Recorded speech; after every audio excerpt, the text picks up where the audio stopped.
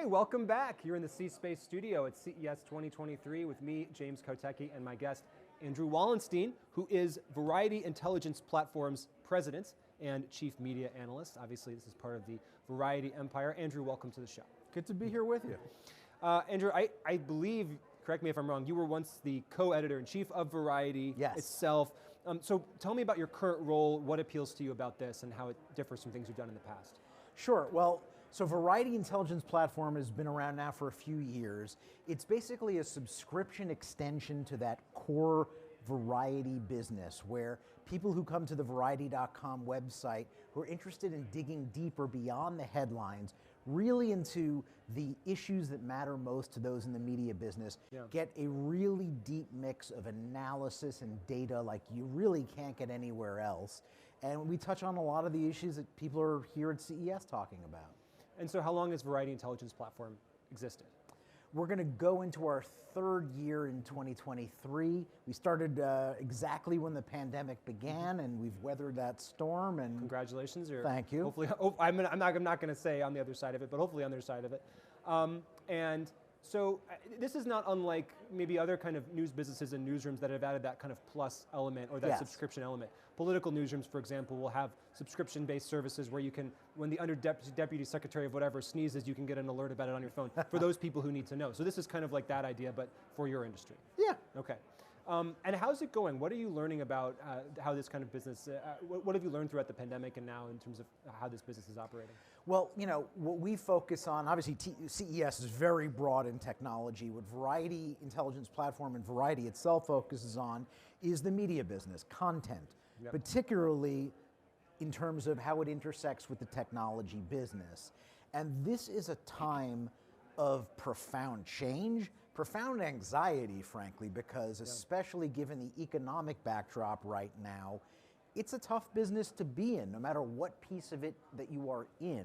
And so the changes, the adaptation, the forced innovation, all of that across film, streaming, TV, music, publishing, that's what Variety Intelligence is about. I feel like there's so much that we could dig into, but from you, what are you most curious about or interested in among all those different changes that are happening? What are some of the things maybe for your readers that are really top of mind right now? Well, you know, I think the streaming business is really where the attention's been now for several years. Netflix has found itself surrounded by a fleet of competitors, and the competition there is fascinating.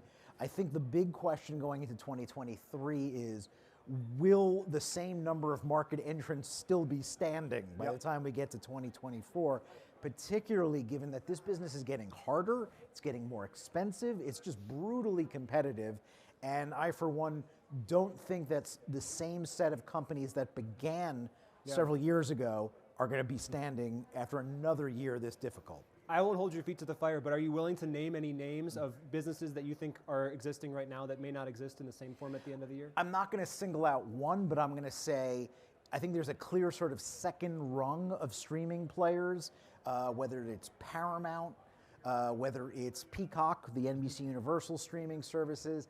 I just don't see how they're going to be able to compete at the level of, say, Netflix, Disney Plus. HBO Max is going to be at a critical year as they merge with Discovery. I think we're going to see a lot of this kind of, not necessarily merger activity, but partnerships, bundling. I think that's going to happen big in 23. The addition of ad-based tiers to platforms like Netflix is obviously happening. What's the sentiment in the industry around that? Is it, this is a last-ditch effort to try and figure this out? Is there a lot of confidence or hope going into it? What's the feeling around that? It really is one of the big questions in streaming right now, because it was unthinkable just a few short years ago that Netflix, for instance, would be in this business, but they've kind of gotten dragged there by the fact that so many others, including Disney, are playing in that world. I think the thing that's going to be most interesting, particularly for Netflix, is will this new influx of subscribers cannibalize the existing subscriber base? Will we see people who are paying, say, I don't know, $14 for whatever the core Netflix product is, trade down several dollars and accept some advertising? That's not necessarily a loss for Netflix. They could start to make a lot of money on the ad sales side. But I think it's going to take a while. The early going has been tough. And I think it's going to be a learning process for all the companies in this space. We've seen different streaming platforms removing content, canceling different shows that were happening, and certain fans get upset about that. But how does all of this shape up from the business perspective in terms of how it influences the kinds of content that gets greenlit, that stays on the site, that gets renewed for different seasons, or even the way that people think about creating content in the first place if it's going to be ad-supported? Well, I would point to the fact that in recent years, we have seen this incredible surge in the sheer volume of content out there. As you know, it's been called sort of the peak TV phenomenon. At Variety Intelligence, we've actually put out a lot of data showing just I think at this point, it's across scripted and unscripted, we're really approaching about 2,000 different shows being in circulation. And I think this is the year we start to see a ceiling get hit, and the number will start to come down as all these services get a little more discerning, as they get a little more careful with how they spend their dollars. You look at a company like Netflix, they still say they're going to be spending like $17 billion. Yeah. But I think how that money gets spread around will probably over a fewer set of shows that they want to bet on. Because also a lot of these services are getting a lot of data, and they're seeing with a really granular sense of what is working and what isn't, and that's going to inform further choices.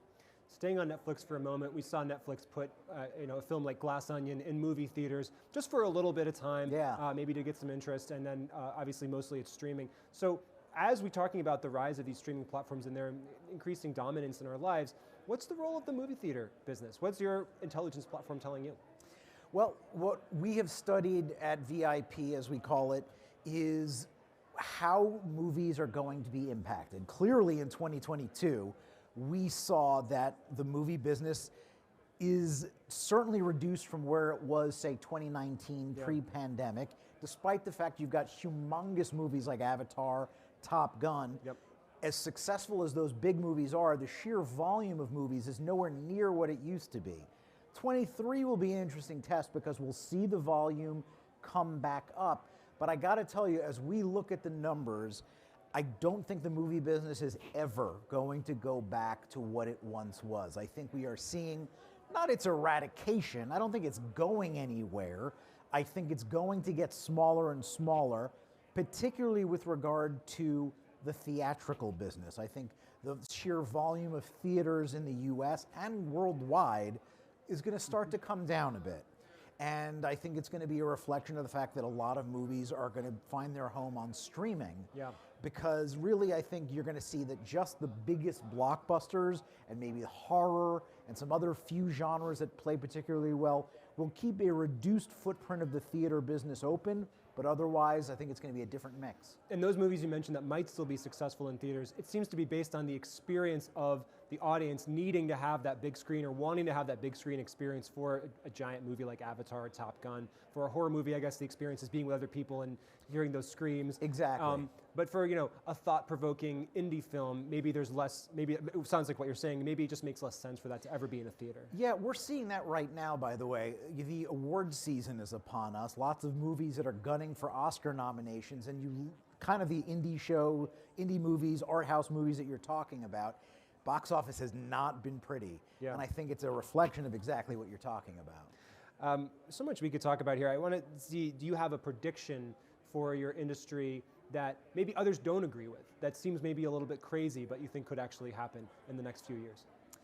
Well, another thing that we've focused on this year at VIP in a big way was the metaverse, which is, of course, everyone's been talking about in a big way. I think I am not as bearish as I think most people are in terms of how Meta and Mark Zuckerberg, who's betting pretty much the future of the company on the metaverse. I'm very bearish in the short term about how the billions and billions that they and other players are sinking into that business is going to pan out. But I think it's not crazy in the long term. When I say long, I mean like 5 to 10 years at the very least. That we do see the pieces of the metaverse puzzle come together. I think when you look at even the virtual reality business, which has been rough going, it's certainly nothing that's kind of at the precipice of like major expansion.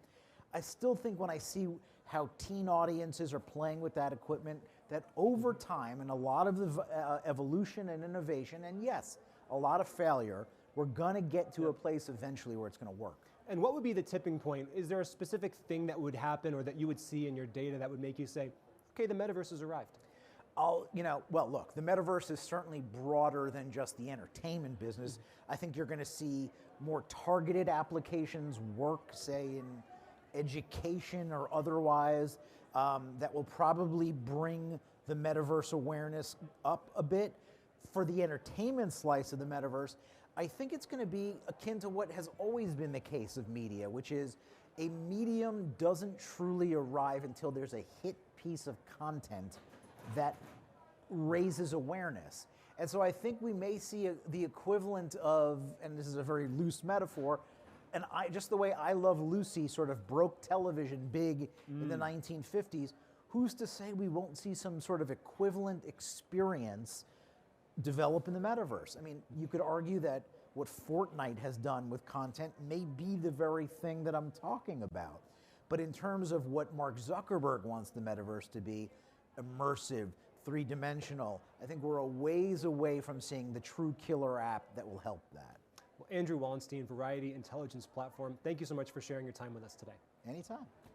And thank you so much for sharing your eyeballs with us today and your time and attention. This is the C Space Studio. We are at CES 2023. I'm James Kotecki, and more conversations are just ahead. Stay with us.